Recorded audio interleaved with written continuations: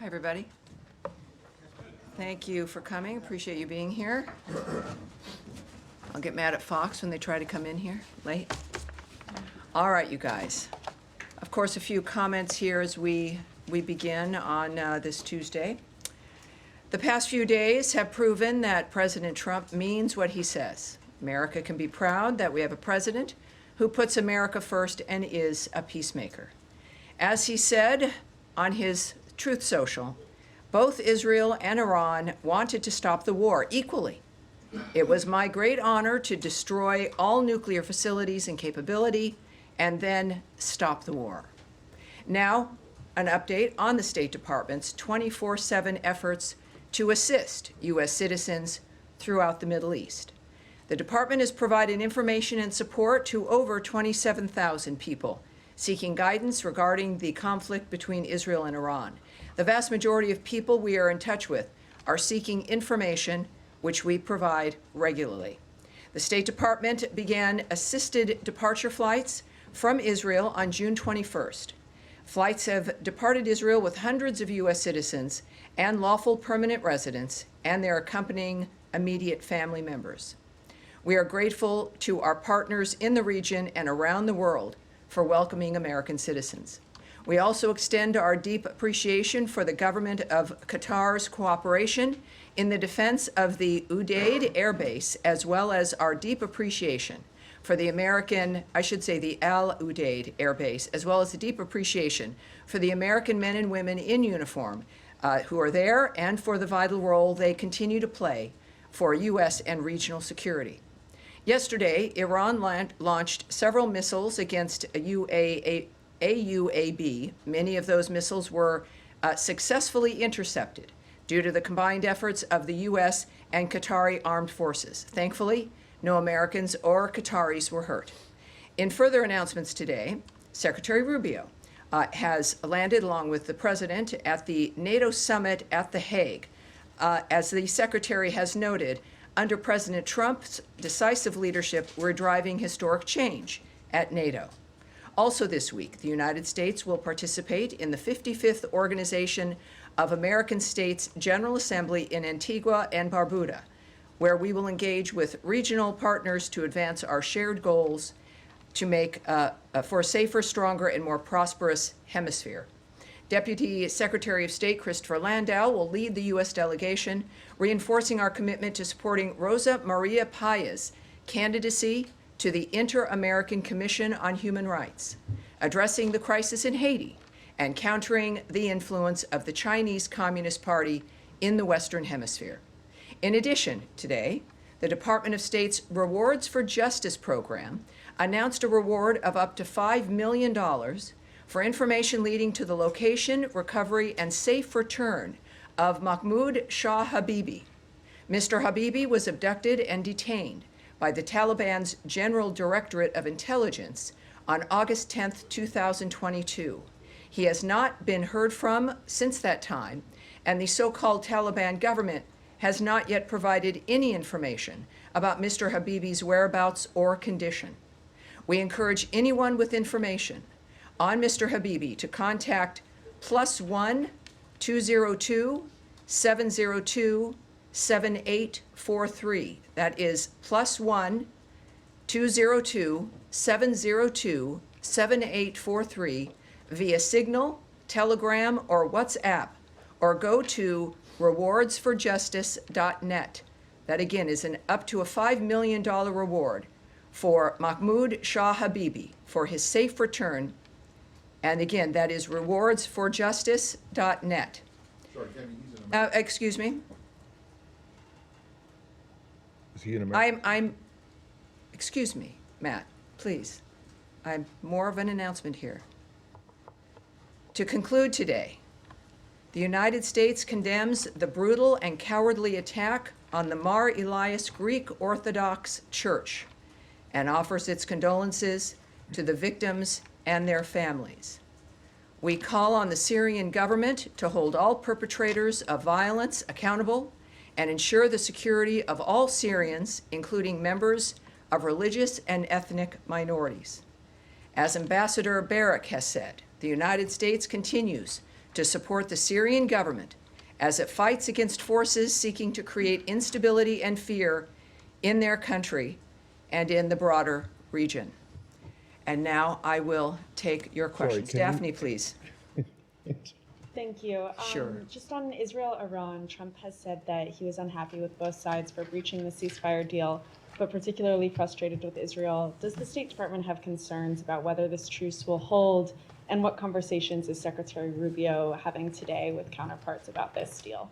Yes, as I noted in my announcement, and actually what, of course, we always appreciate about President Trump is you never really have to guess at what he's thinking, which is appreciated. One of the most transparent men we've known. Americans in the world have watched all of this unfold, I think, in a very clear way, and certainly with the leader of the free world, of the world, really, essentially, in Donald Trump, making it clear his opinion. And this is what also, I think, keeps things moving. With any ceasefire dynamic, it's fragile. And in the meantime, of course, things did come together, and there has been quiet in that region. He did make clear his feelings about that, but as I mentioned in the opening, that he said, just a couple of hours ago, both Israel and Iran wanted to stop the war equally. It was my great honor to destroy all nuclear facilities and capability and then stop the war. So obviously, the president has believed from the beginning that diplomacy can stop wars, that it is the thing that we should rely on. He leaned into that, and it's continuing to work. This is a dynamic now that is in play and is, I think, steady, as he has, I believe, also recognized based on his comments. And then on his Yes. comments about China being able to continue to purchase oil from Iran, how did this come together? Was this part of the Israel-Iran ceasefire deal? And what does that look like going forward? Will sanctions that have been imposed be lifted? Will there be waivers? How does that look? Those are all very good questions. Yes, and it's obviously a very fast-moving, we've used the word fluid here many, many times, a very fast-moving environment. The president has signaled what he expects, what he is looking forward to. This is a cabinet and a government that acts to the nature of what he says and what he wants.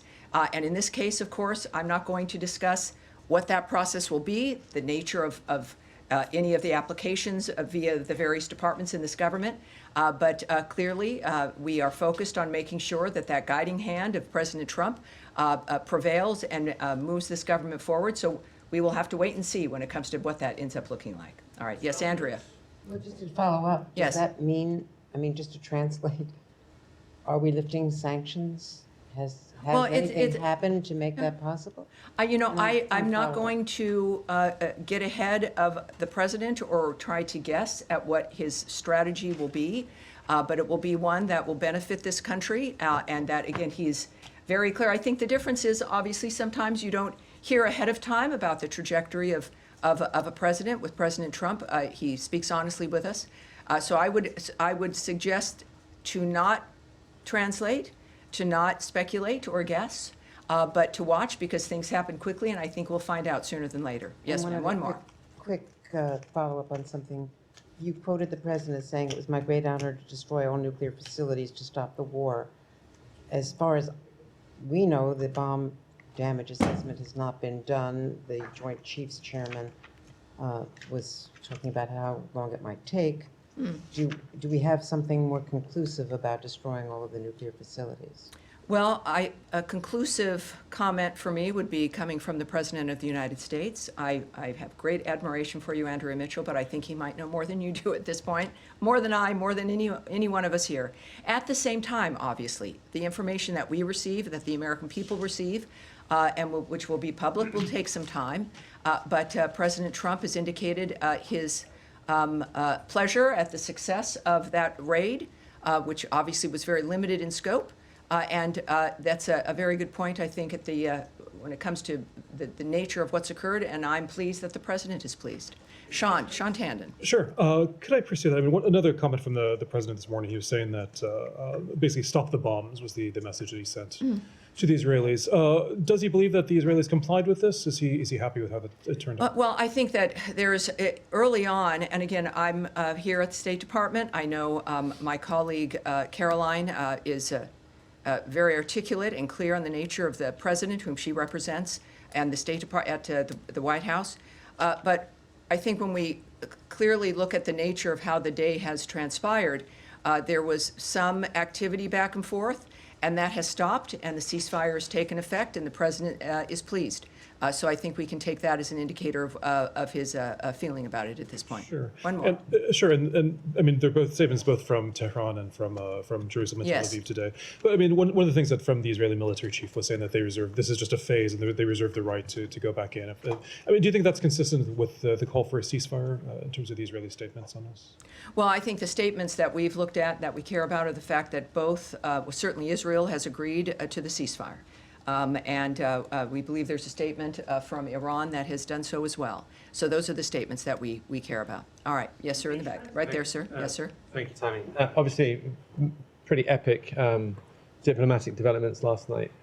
Yes. Can you walk us through any of the diplomatic steps that were taken that led to the ceasefire, and specifically Secretary Rubio's role?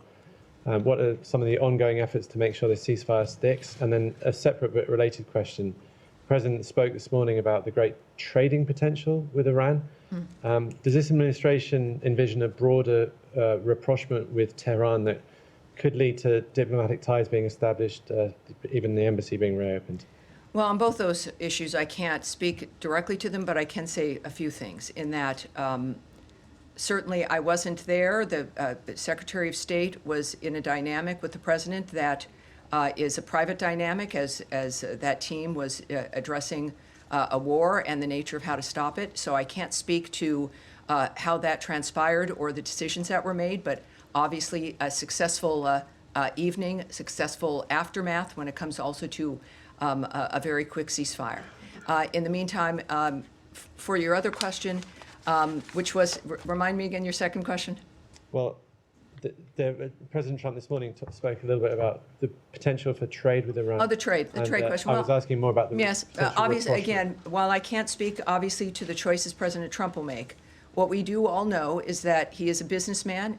Americans appreciate that about him, the nature of how he looks at the issue of national security and safety.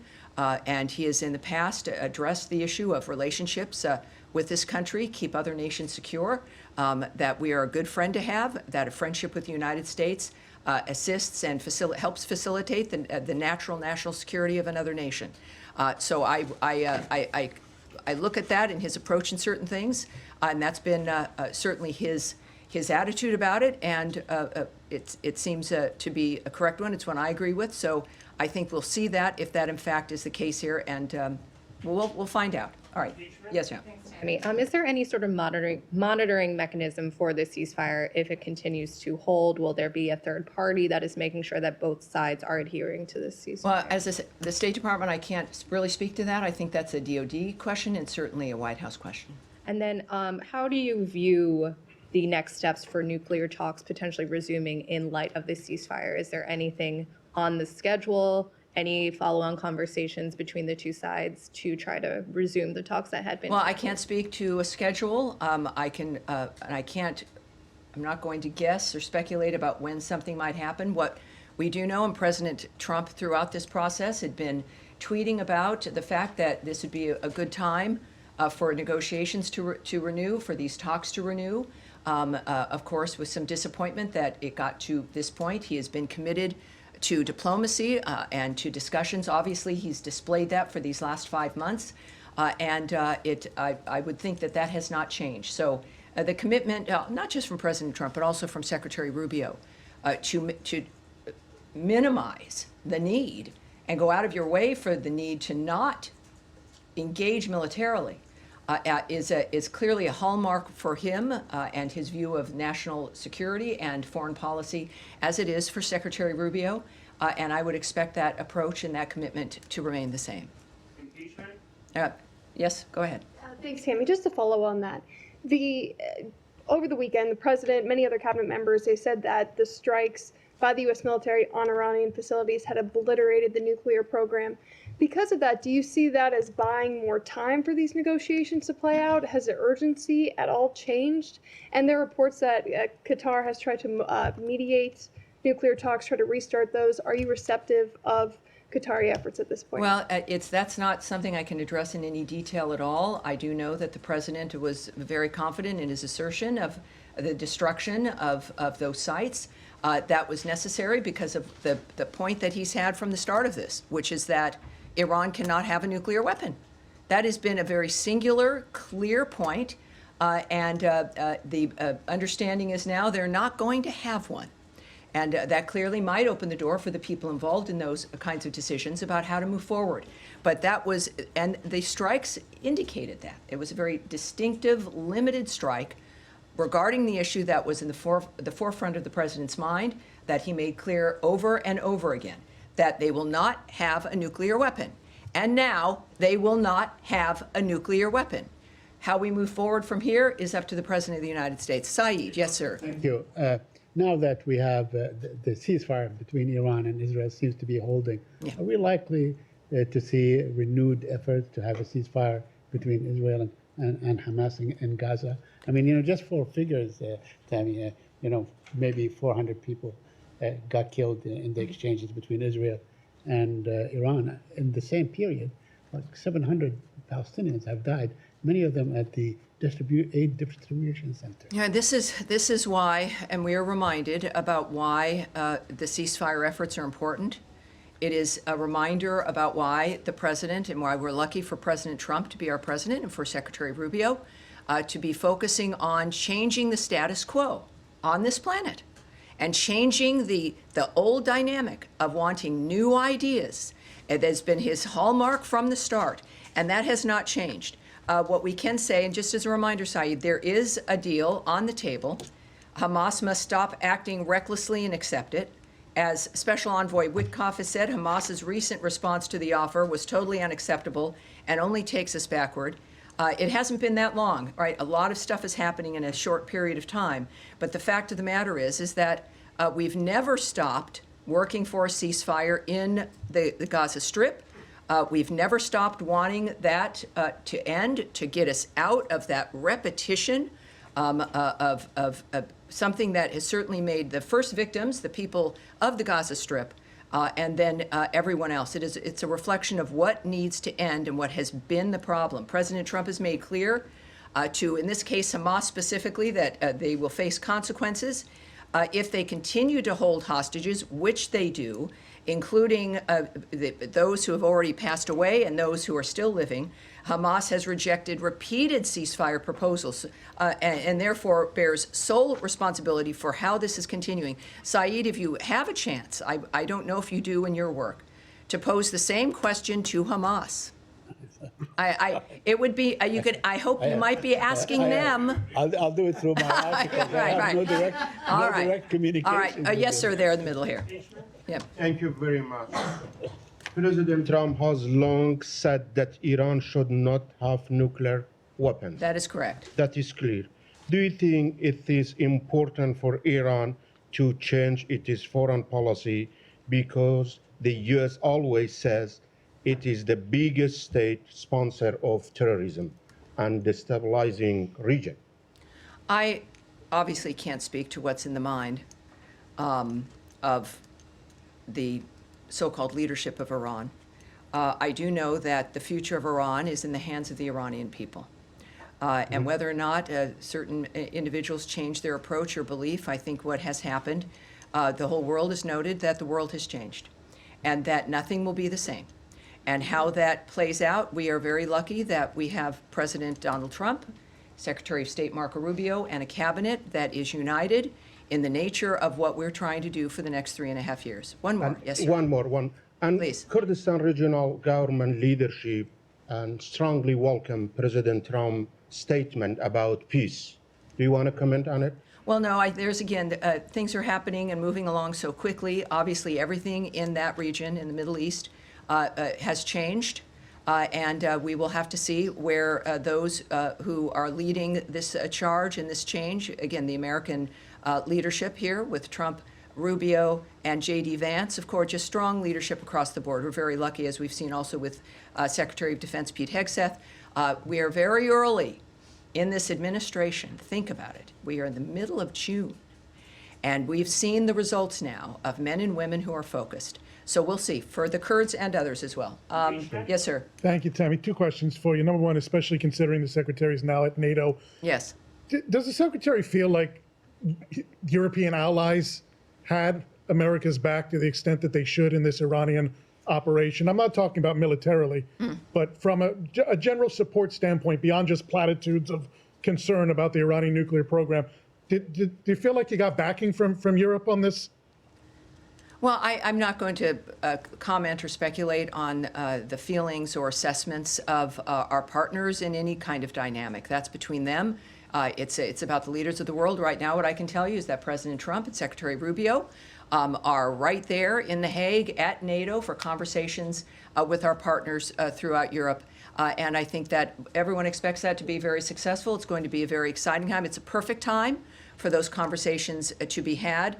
I'm not going to speculate on the nature of those any conversations, or can speculate on the feelings of people either. Second question for you. Yes, sir. In terms of regime change in Iran, the initial message coming out of the administration was, we're not after regime change, we're after the nuclear weapons program. Then the president remarked today, regime change is not a good idea because of the chaos that it would cause. So what is the administration, specifically the State Department's message here to Iranians who are suffering under the oppression of the regime? How do they move forward, does America have their back, considering the president said regime change is not a good idea right now? Well, again, that's in the perspective certainly of the president and what his actions, he feels what actions are important, what our intentions were. It was very clear from the start, from the very beginning. For years, the president has spoken about the problem of Iran and how they can't have a nuclear weapon. This is not a new idea, and it's certainly a globally held idea. But we've said here at the State Department repeatedly in a number of different dynamics that the fates of countries belong in the hands of the people in those countries. That is the overriding general message of the Marco Rubio State Department. It is the kind of thing that when we think about, not just democracy, but the nature of the decision of citizens to decide what kind of leadership they want. That is what our position is for certainly Iran and every other country on this planet. Yes, sir. Yeah, thank you, Tammy. Two questions, one on your end. Have you received any signals or message from Iran that they are willing to come back to the table? This first. And secondly, are you still sticking with the proposal that you sent to Iran, or you are open to discuss more broadly? Well, again, as we know, many things have changed in just the last few days. And so I won't speak to what messages may have been sent to Iran, which would have been, of course, to the White House and to if Secretary Rubio as the National Security Advisor. So I would ask you to check with the White House for that. And the next Syria, one, yes. Yeah, on your opening remarks, you said that the United States is ready to help the Syrian government to fight against forces seeking to create instability. Would you elaborate that? What kind of support are you willing to offer to the Syrian interim government? Are you willing to help them or provide them military support? Well, I think already we know, of course, of the assignment as a special envoy of Ambassador Tom Barrack has been a very clear indicator of our commitment to helping Syria be able to be a functional and steady and stable government. He, of course, is the ambassador to Turkey, and our commitment through his work is about getting the structure, the stability of the government as functional. We also, of course, as you know, have lifted many of the sanctions to make it possible for other nations in that region to assist the new government also in becoming stronger and able to, in that region especially, deal with terrorist groups, especially deal with ISIS. And that is our commitment. So it is, I think, manifesting now very clearly, and Ambassador Barrack is there as our envoy in that regard, and it's a very exciting time with a lot of potential. Yes, sir. Yeah, yes, sir. In the gray suit there. Yes, sir. Thank you, Tammy. You've been in the negotiations process with the Iranians for almost the last 2 months at the State Department, and the Iranian foreign minister just last Friday, he said that they suspect that the negotiations with the U.S. Used as a cover for the Israeli attack. And a day after that came the U.S. raid on Iranian nuclear establishment there and the buildings. Are you able to restore the trust between you and Iran? And how do you see these claims from the Iranian side? Well, that's certainly a question that I can't answer, but we've got the best people in the world who are doing this for a living, who have committed their lives to making a difference here in the world. The president has not indicated that, as a matter of fact, he really opened his presidency with a willingness to talk with everyone. And as a peacemaker, that is what he's done, and I would suspect that that approach will continue. All right? Yes, sir. Go ahead. Thank you, Tammy. Do you think that there is any lesson for North Korea to learn from the U.S. strikes on Iranian nuclear facilities, given that North Korea has been doubling down on its nuclear program, despite the Trump administration's commitment to the complete denuclearization of North Korea? Well, again, the nature of the choices that are made, I won't speculate about what other countries should think or do. At the same time, President Trump, in his first term, made a significant outreach to North Korea. And what I can say, of course, and they've got their own nuclear program at North Korea, that we remain committed to the complete denuclearization of North Korea. That remains a commitment. If the North Korean nuclear issue can't be resolved through dialogue, I'm not going to speculate on hypotheticals at this point, but thank you very much. All right, yes, there you are. Hello. Just on a follow-up on North Korea, has there been significant outreach from the State Department to the North Koreans? I'm not going to speak to any, whether they exist or not, any diplomatic efforts outside. All right, all right. And yes, go ahead. Thank you, Tammy. I just wondered whether you have any further information on reports of a drone attack that happened to multiple Iraqi military sites early this morning, local time, Tuesday, whether you know at all whether Iran was behind those drone attacks at all? I would suggest that the DoD might be the place that it might have an answer to that. Anything else? All right. Daphne? You're good? All right. And then, yes, go ahead, sir, at the end. About the material that was removed from those nuclear sites. There are satellite pictures of trucks lined out. Oh, nothing. I can tell you nothing.